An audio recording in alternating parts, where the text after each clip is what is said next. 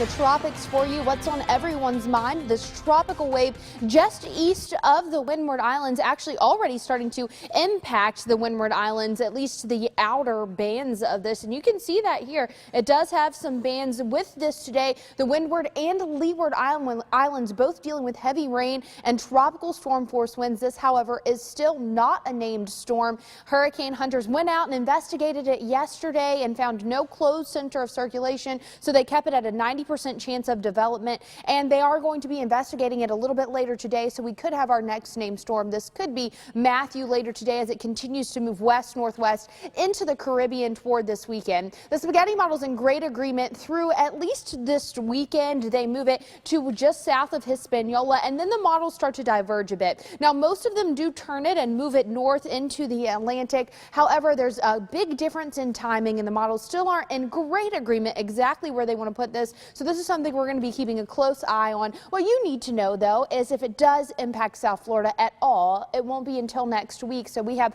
some time to keep an eye on this track. It's a little cooler out there this morning than it was yesterday morning. It's probably pretty nice as you're heading out the door. A little bit crisper and slightly cooler temperatures finally since fall is here. It's about 6 degrees cooler in West Palm than yesterday, and you see it. Temperatures in the lower 70s along the coast and inland. We might even see Okeechobee drop down into the upper 60s, but still lower 70s, not so bad. That will change. We've got a hot and humid day ahead, and rain chances increase for the later part of the day as well. So quiet out there this morning, quiet through at least your lunch hour. By the early afternoon, we start to see some of that rain bubbling up. So you see 2 o'clock here. That is going to be scattered rainfall, and then there's just a chance for a few scattered storms as well. I think there's going to be less activity today than there was yesterday, but I also think this model is underdoing it just a little bit, and especially around 2 to about 4 o'clock, we could have a couple strong storms out there with heavy rain and lightning.